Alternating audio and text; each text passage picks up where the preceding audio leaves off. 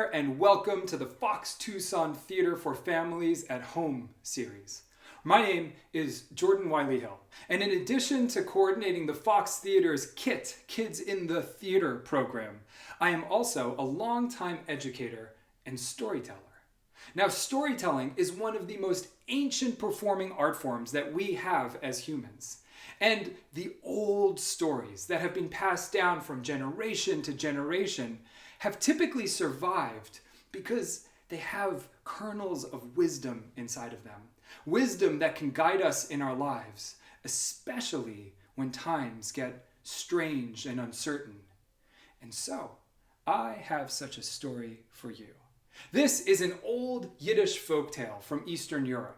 And when I tell it, I would love for you to participate at home. I'm going to invite you to do sound effects and actions, and if you know how, feel free to comment or put emojis online. And here we go.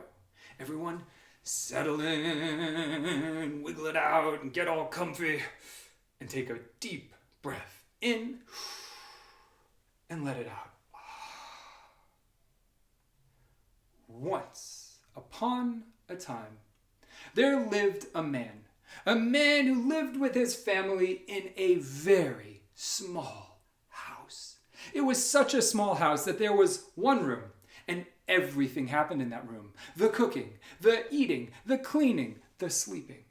And everyone was in that room. Him, his wife, his kids, his baby.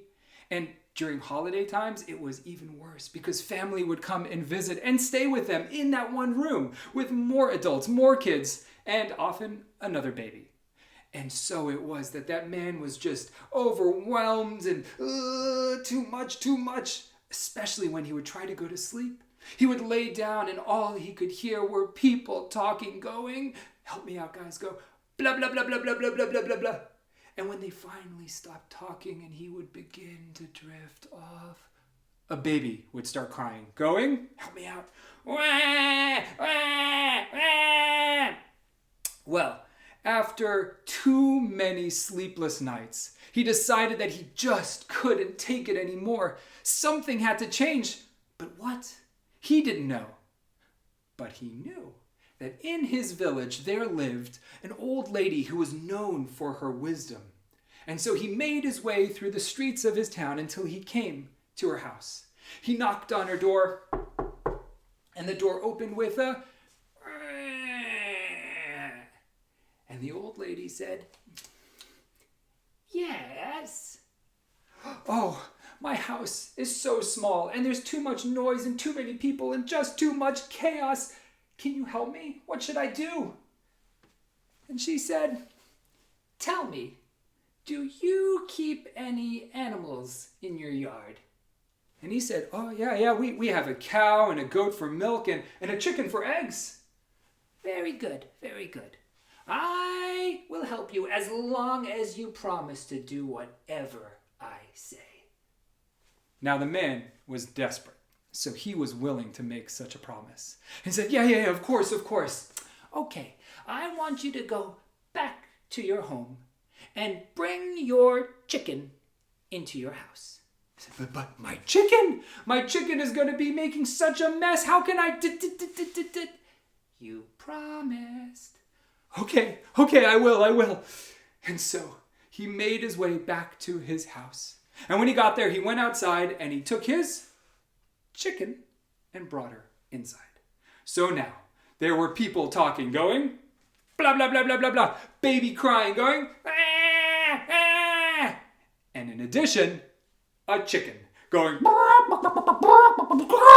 and just as he expected, it was more noisy and chaotic than before. The feathers would fly anywhere, and when the chicken jumped around, and when he tried to go to sleep at night, he lay his head on his pillow and the chicken had laid an egg. Do you think he got any sleep that night? No. So the next day, with a splitting headache, he made his way back through the streets of his village, back to the old lady's house. He knocked on the door, and the door opened with a... Yes? It's even worse than before, just like I told you. I thought you were going to help me. I will. you need to go back to your house and get your goat and bring her inside. But my goat! Goats eat everything. She's gonna... But you promised.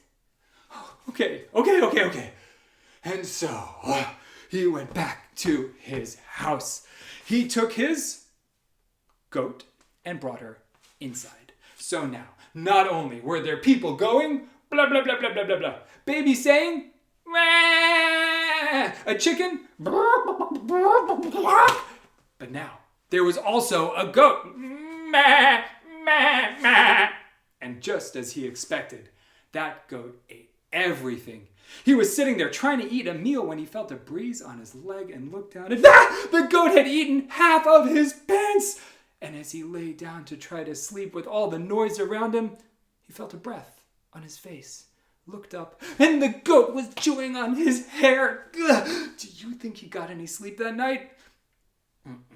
He made his way the next day, first thing, back to the old lady's house. He could hardly even see straight. He was so tired, but he got to her door. He knocked, and the door opened with a... And she said, yes? Look at my hair, the goat, my pants. Look what the goat did to my pants. How am I? Go back to your home and bring your cow inside. What? The cow is practically the size of my house. You promised. And he said, okay. And so he went back to his house and he took his cow and brought her inside. So now there were people talking, blah, blah, blah, blah, blah, blah. Babies crying, ah! Chicken, and a goat, meh. And now there was also a cow saying, what? Moo.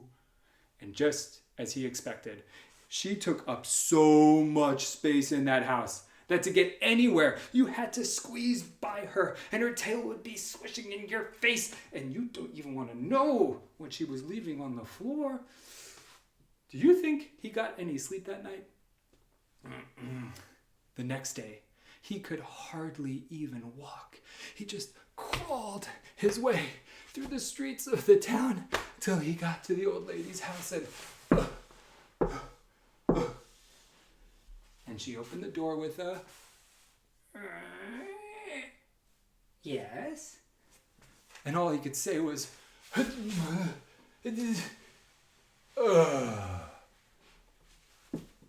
know.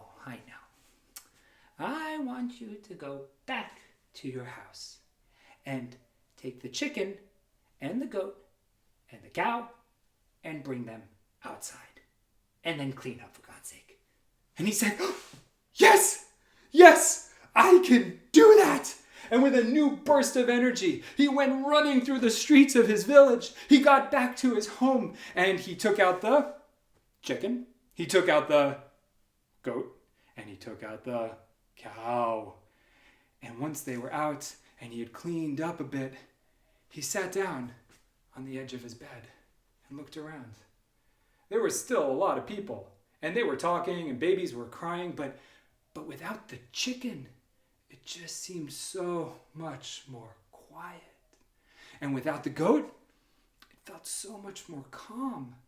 And without the cow, it felt like there was just so much space.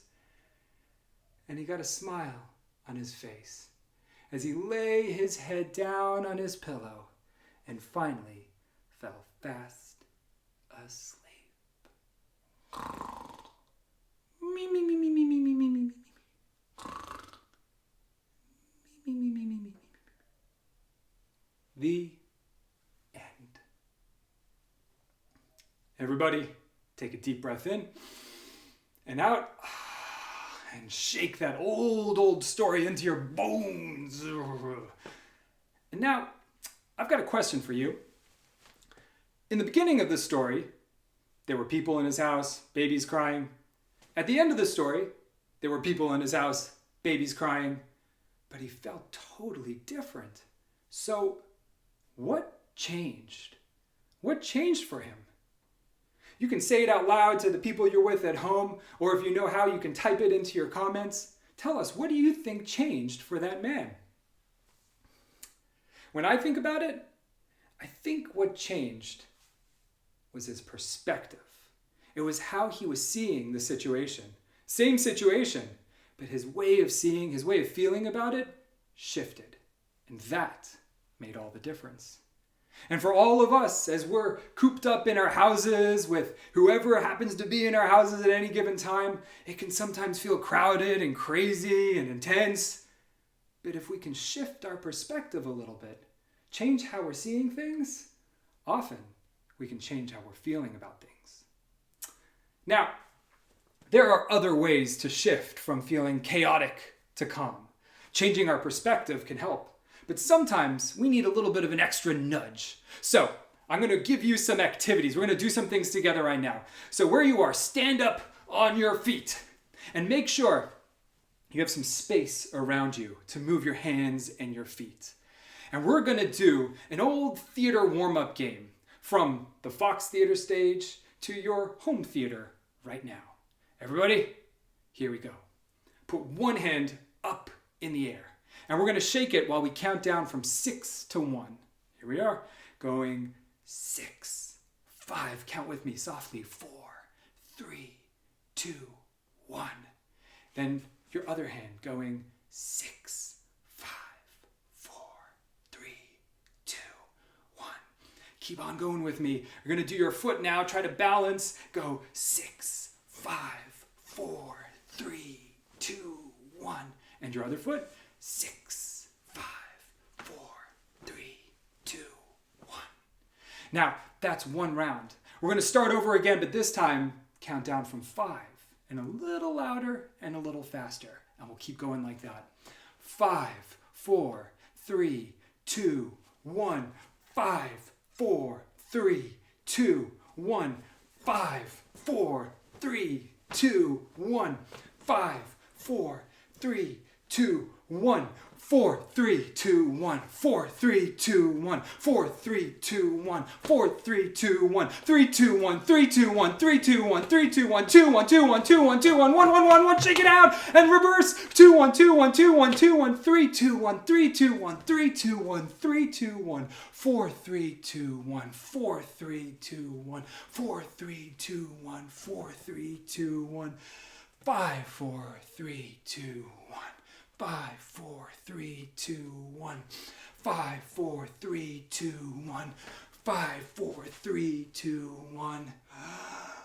6. 6. 6.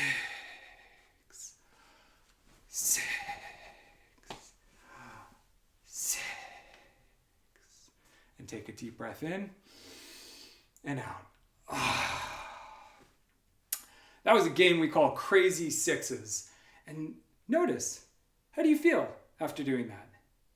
Tell someone around you or put it in your comments. How do you feel right now? That one is a great one. If you're feeling a lot of swirling energy inside, maybe you're really upset or just overwhelmed, maybe your family feels really swirly and energetic, this is a really fun one to do on your own, but especially together. So maybe you can teach it to your family. And then you guys could take a video of you guys doing Crazy Sixes and post it here so that we could all share with each other how we get to build up the energy and then help move from chaos and clear it through us to a little bit more calm. Now there's another way to do that. There's lots of ways to do that, but here's one other idea. This is called tense and relax. And it's the same idea. Just like in the story, it got worse and worse and worse and worse and worse until it finally got better. And if we're feeling uptight or nervous or angry or any of those big feelings, we can help move them through us, just like with Crazy Sixes, by squeezing them even more strongly and then letting them go. So everyone, still standing, let's try it out. When I say go, you're going to squeeze all the muscles in your body. Ready, set, go. And squeeze and hold it. 3, 2, 1. And release. Let it go. Oh. One more time. Ready? Squeeze. 3, 2, 1, and let it go. And take a deep breath in and sigh it out. Oh. How do you feel now? Let someone know. Let someone know. This is one you can also do. And just like that old lady did for the man, you can take what might be already feeling strong and intense in your body and make it even more intense so that you can move it through. I've got one last thing for you. And this is actually a craft that you can do at home. Many of you probably have seen these before, but this is a glitter jar. All this is a jar with water and glitter. And when you shake it up, well, the glitter swirls around like all the noise and the feelings and the intensity in the story, but also in ourselves when we shook it out in crazy sixes or squeezed it out intense and relaxed.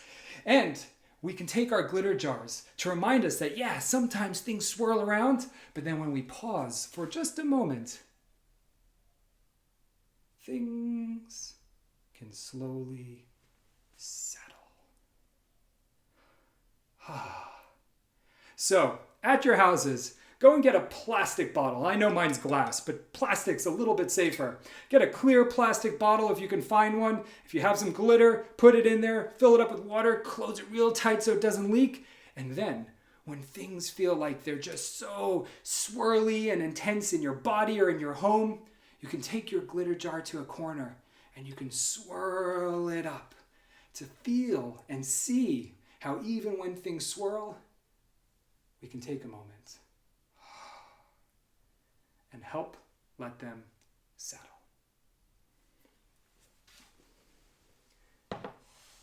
So, my friends, thank you for joining us here today. We will be back again next Tuesday morning. And in the meantime, remember the story of the 2 small house. And remember how even when your house feels crowded and chaotic, you can look at it a little differently and feel a little differently. Remember crazy sixes that you can all do together as a family or as a household. Remember to tense and relax if things start feeling intense. And make yourself a glitter jar. Take a picture of your glitter jar and post it here so that we can all see what each other are doing to help us find a bit more calm amidst the chaos. I will see you next Tuesday morning. Bye-bye.